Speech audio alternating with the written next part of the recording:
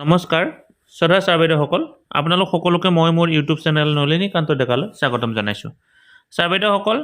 আমাৰ প্ৰত্যেকখন বিদ্যালয়ে যেহেতু স্কুল ইভালুৱেশ্যনৰ এখন OMR ফিল আপ কৰিব লাগিব আৰু স্কুল ইভালুৱেশ্যনৰ OMRখনৰ পৰা বা সেই বিষয়খিনিৰ পৰা আমাৰ যেহেতু 10% নম্বৰ গ্ৰেডিঙত অনা হ'ব গতিকে স্কুল ইভালুৱেশ্যনৰ ক্ষেত্ৰত কি চোৱা হ'ব বা সেই OMRখন কেনেকুৱা ধৰণে ফিল আপ কৰিব লাগিব সেই কথাটো আপোনালোকক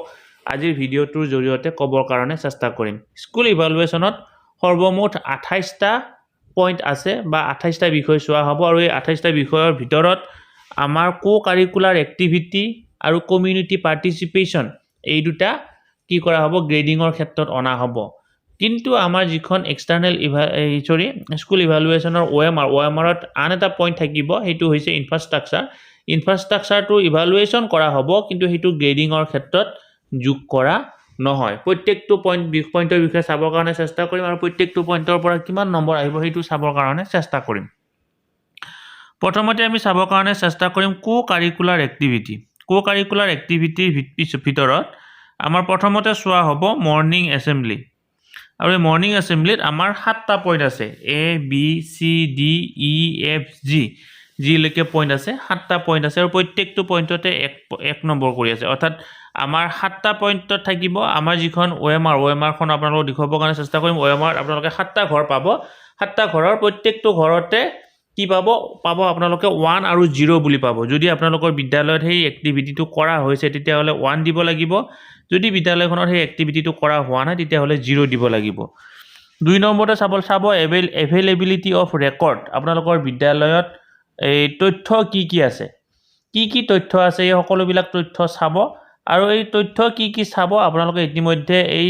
যি ইভালুৱেশ্যন গাইডলাইন আছে গাইডলাইনখনত পাব সেইখিনি মই ডিটেইলছ আপোনালোকক কৈ দিয়া নাই আৰু তাৰ পৰা 7 নম্বৰ আছে গতিকে আপোনালোকৰ বিদ্যালয়ৰ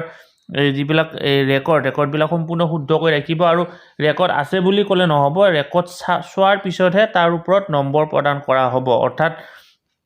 as per record and observation বুলি কৈছে অৰ্থাৎ চাই ফেলেহে আপোনালোকক নম্বৰ দিব তাতে 7 নম্বৰ আছে এৰ পৰা জিলৈকে আছে তাৰপিছত post Gunotsav initiative as per record and discussion গুণোৎসৱৰ আগত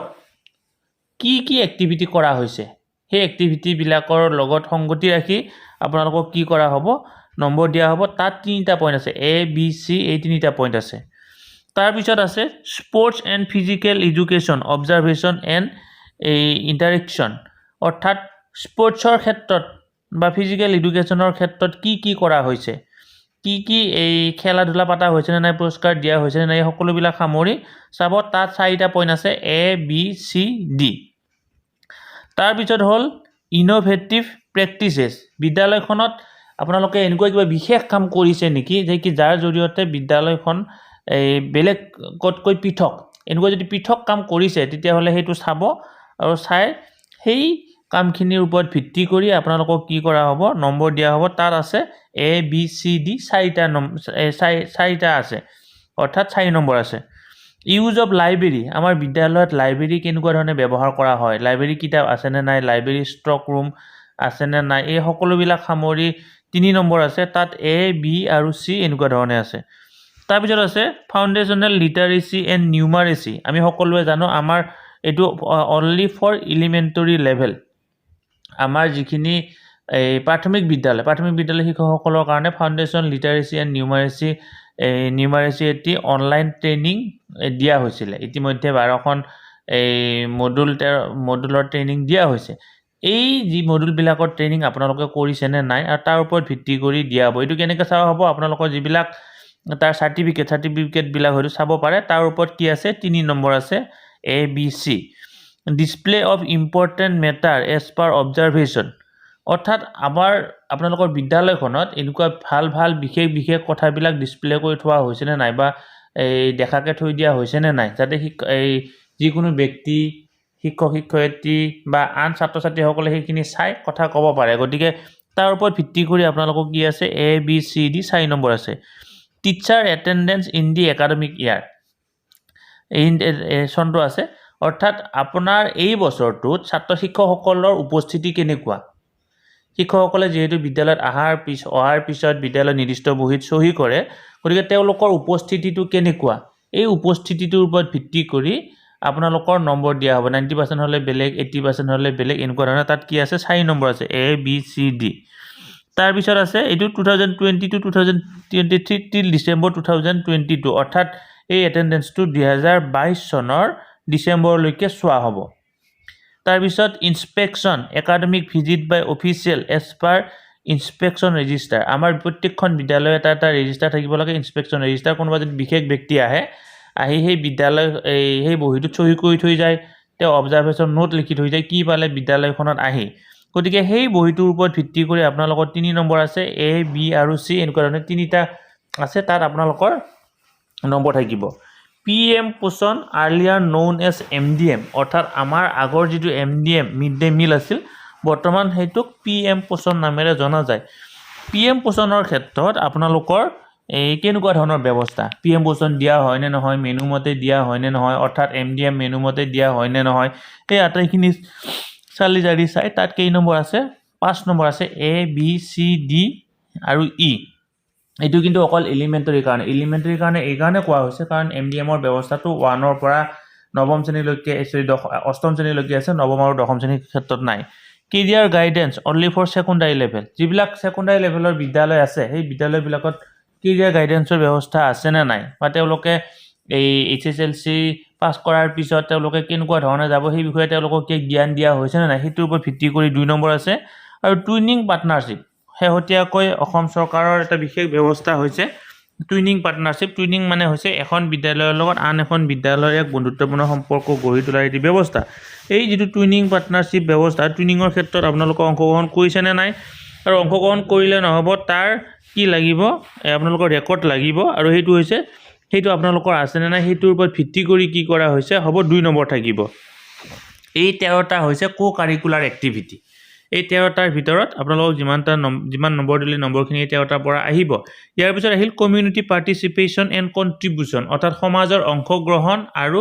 তেওঁলোকে কিবা দিছে নেকি সমাজৰ পৰা কিবা অৱদান আছে নেকি এই কথাখিনি ইয়াতে চোৱা যাব ইয়াতে চাওক আপোনালোকে monitoring as per record and interaction community সমাজে বিদ্যালয়ক আপোনালোকক মনিটৰ কৰে নে নকৰে SMC এ হওক মৰ্নিং এছেম্বলি হওক তাৰপিছত এই মাদাৰ গ্ৰুপে কিবা মৰ্নিং এছেম্বলি সোৱাই হওক বা মিড ডে মিলৰ ক্ষেত্ৰত অংশগ্ৰহণ কৰা এইবিলাক চাই নে নাচাই সাপোৰ্ট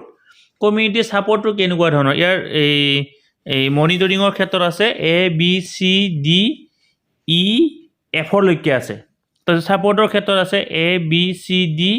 E F G লৈকে আছে G লৈকে পইণ্ট আছে সেই হিচাপত আপোনালোকৰ নম্বৰ আহিব SMC SMDC involvement as per record and interaction SMC আৰু SMDC কেনেকুৱা ধৰণৰ ইনভলভমেন্ট মিটিং অনুষ্ঠিত হৈছে নে নাই SMC মিটিং নিয়মতে বছৰত SMC মিটিং 12খন অনুষ্ঠিত হ'ব লাগে সেইখিনি হৈছে নে নাই তো বিদ্যাঞ্জলি ভাৰত চৰকাৰৰ এটা গুৰুত্বপূৰ্ণ ব্যৱস্থা হৈছে বিদ্যাঞ্জলি এই বিদ্যাঞ্জলিত আপোনালোকৰ বিদ্যালয়ৰ অংশগ্ৰহণ কেনেকুৱা বিদ্যাঞ্জলি সমাজৰ পৰা এই কন্ট্ৰিবিউশন কিবা আছে নে নাই বিদ্যাঞ্জলি বিদ্যালয়খনে ৰেজিষ্ট্ৰেচন কৰিছে নে নাই হেতু হৈছে তাৰ পৰা থাকিব 2 number alumni and parent teacher association alumni আৰু পেৰেণ্ট টিচাৰ এছ'চিয়েশ্যন মানে হৈছে আমাৰ বিদ্যাঞ্জলিৰ লগত সংগতি ৰাখি প্ৰাক্তন ছাত্ৰীৰ এখন সভা বা তেওঁলোকৰ অংশগ্ৰহণ কৰাৰ উদ্দেশ্যে এখন কমিটি লগতে পেৰেণ্ট টিচাৰ এছ'চিয়েশ্যন অনুষ্ঠিত কৰাৰ কাৰণে পৰামৰ্শ দিয়া হৈছিল তাৰ পৰা 4 নম্বৰ থাকিব A B C D আদাৰ এৰিয়া ইয়াৰ পৰা আন যিবিলাক বিষয় আছে এই বিষয়বিলাক চাই তাত থাকিব A B C D E F লৈকে থাকিব গতিকে এনেকুৱা ধৰণে কমিউনিটি পাৰ্টিসিপেশন এণ্ড কন্ট্ৰিবিউশনৰ পৰা আপোনালোকৰ নম্বৰ আহিব আৰু এইমতে আপোনালোকৰ বিদ্যালয়খনে কিমান নম্বৰ পায় হেতু আপুনি ইতিমধ্যে গম পাব আৰু তাৰ ওপৰত ভিত্তি কৰি এই দুটাৰ পৰা 5% আৰু 5 দুটাৰ এই কো কাৰিকুলাৰ এক্টিভিটিৰ পৰা 5% আৰু কমিউনিটি পাৰ্টিসিপেশনৰ পৰা 5% যাব কিন্তু স্কুল ইভালুৱেচনৰ ক্ষেত্ৰত আন এটা বিষয় ইভালুৱেচন কৰা হ'ব হেতু হৈছে ইনফ্ৰাষ্ট্ৰাকচাৰ কিন্তু ইনফ্ৰাষ্ট্ৰাকচাৰটো ইভালুৱেচন কৰা হ'ব হেতু গ্ৰেডিংৰ ক্ষেত্ৰত কৰা নহয় ইভালুৱেচন কৰি গম পাব তেওঁলোকে এনেকুৱা ঘটনা ঘটি আছে বা এনেকুৱা পৰিস্থিতিত আছে বা এনেকুৱা ভাল বেয়া কথাখিনি গম পাব কিন্তু ইভালুৱেচনত কৰা নহয় এইকাৰণে কৰা নহয় কাৰণ কোনোবাখন বিদ্যালয় ইনফ্ৰাষ্ট্ৰাকচাৰৰ ক্ষেত্ৰত ভাল থাকিব পাৰে কোনোবাখন বেয়া থাকিব পাৰে কিন্তু বেয়া ইনফ্ৰাষ্ট্ৰাকচাৰ বেয়া থকা বিদ্যালয় এখনতো কি হ'ব পাৰে ছাত্ৰ ছাত্ৰী ভাল হ'ব পাৰে গতিকে সেই কাৰণে ইনফ্ৰাষ্ট্ৰাকচাৰটো বাদ দিয়া হৈছে গতিকে availability and utilisation of school ইয়াতে কি স্কুল ইনফ্ৰাষ্ট্ৰাকচাৰ ইয়াতে কি আছে চাওক টয়লেট ফেচিলিটি আমাৰ আটাইতকৈ গুৰুত্বপূৰ্ণ কথাটো হৈছে টয়লেট আমাৰ বিদ্যালয়ত কেনেকুৱা ধৰণৰ টয়লেটৰ ব্যৱস্থা আছে এই টয়লেট কথাখিনি কোৱা হৈছে হেণ্ড ৱাশ্বিং ষ্টেচন হাত ধোৱা ব্যৱস্থা আছে নে নাই ডেস্ক এণ্ড বেঞ্চ বিদ্যালয়খনত ডেস্ক বেঞ্চ কেনেকুৱা আছে electrification and electric fan electrification আৰু লগতে বিদ্যালয়সমূহত যেহেতু বহুত ফেন পোৱা গৈছিল এই ফেনৰ ব্যৱস্থাখিনি ঠিকে আছে নে নাই safe drinking water facility খাই খোৱা পানী স্কুল CWSN friendly মানে হৈছে আমাৰ বিদ্যালয়ত বিশেষভাৱে সক্ষম ছাত্ৰ-ছাত্ৰী যদি থাকে তেওঁলোকে বিদ্যালয়ত উঠি যাবৰ কাৰণে তেওঁলোকৰ চিৰি ব্যৱস্থা টয়লেটত যাবৰ কাৰণে চিৰি ব্যৱস্থা এইখিনি আছে নে নাই সেফটি এণ্ড সিকিউৰিটি অৰ্থাৎ আমাৰ বিভিন্ন ধৰণৰ ফাৰ্ষ্ট এইড বক্স এই জুই নুমুৱা যন্ত্ৰ বা এই কথাবিলাক আছে নে নাই সেইখিনি এটা চাব integrated science lab computer lab এই tinkering lab as per interaction আমাৰ বিদ্যালয় আপোনালোকৰ বিদ্যালয়ত বিভিন্ন ধৰণৰ ল্যাববিলাক আছে না এলপি স্কুলৰ ক্ষেত্ৰত এইটো বিশেষকৈ নাথাকিব পাৰে কিন্তু হাই স্কুল আৰু হাই সেকেন্ডাৰী হাই স্কুলৰ ক্ষেত্ৰত বিশেষকৈ এইটো থাকিব school cover by vocational education subject in class 9 and 10 as per observation and interaction অৰ্থাৎ ভোকেশনাল এডুকেশ্যন বুলি কোৱাৰ লগে লগে আমাৰ ছাত্ৰ-ছাত্ৰীসকলে আৰ্ট সায়েন্স কমাৰ্চৰ উপৰিও বেলেগ শিক্ষাৰ ব্যৱস্থা কিবা আছে নেকি বা তেওঁলোকে এইখন বিষয় জানে নে নাজানে সেই কথাখিনি বিষয় ইয়াতে কোৱা হৈছে অৰ্থাৎ কাৰিকৰী শিক্ষাৰ কথাটো কোৱা হৈছে গতিকে আশা কৰিম এনেকুৱা ধৰণে আপোনালোকে আপোনালোকৰ বিদ্যালয়ৰ কথাখিনি চাব আৰু ফিলআপ কৰিব কাৰণে চেষ্টা কৰিব এতিয়া ফিলআপ কৰাৰ ক্ষেত্ৰত বহুতো ছাৰ বাইদেৱে কৈ আছে যে ফিলআপ কৰাৰ ক্ষেত্ৰত অকমান খেলিমেলি সৃষ্টি হৈছে গতিকে আমাৰ যেহেতু প্ৰত্যেকটো পইণ্টতে ABCD আছে গতিকে সেই কথাখিনি আপোনালোকক ইয়াতে কৈ দিবৰ কাৰণে চেষ্টা কৰিম ফিলআপ কেনেকৈ কৰিব লাগিব মই প্ৰেক্টিক্যালি এখন OMR আপোনালোক দেখুৱাই সেইখন ফিলআপ কৰাটো দেখুৱাবৰ কাৰণে চেষ্টা কৰিম বাইদেউসকল এইখন হৈছে এখন স্কুল ইভালুৱেশ্যনৰ OMR ইয়াতে চাওক ইফালে আছে ইণ্ডিকেটৰ ইফালে আছে ডেছক্ৰিপ্টৰ ইয়াতে আপোনালোকে চাওক ABCDEFG অৰ্থাৎ সৰ্বমুঠ হাইয়েষ্ট 7 নম্বৰলৈকে এটা পইণ্টত দিয়া হৈছে আৰু লোৱেষ্ট 2 নম্বৰলৈকে আছে অৰ্থাৎ আমাৰ যি এই স্কুল ইভালুৱেশ্যনৰ ক্ষেত্ৰত কোনোবা এটা বিশেষ ক্ষেত্ৰত 7 নম্বৰলৈকে দিয়া আছে আৰু কোনোবা এটা বিশেষ ক্ষেত্ৰত 2 নম্বৰলৈকে দিয়া আছে এতিয়া প্ৰথম বিষয়টো আপোনালোকে চাওক morning assembly as per observation এতিয়া চাওক ইয়াতে মৰ্নিং এছেম্বলিৰ ক্ষেত্ৰত আমাৰ 7টা পইণ্ট আছে 7টা পইণ্টৰ আপোনালোকৰ যদি হাতত ইংলিছ মডুলখন আছে তেতিয়াহ'লে 15 নম্বৰ পেজত আপোনালোকে এই কথাখিনি পাব ইয়াতে ABCDEFG লৈকে আছে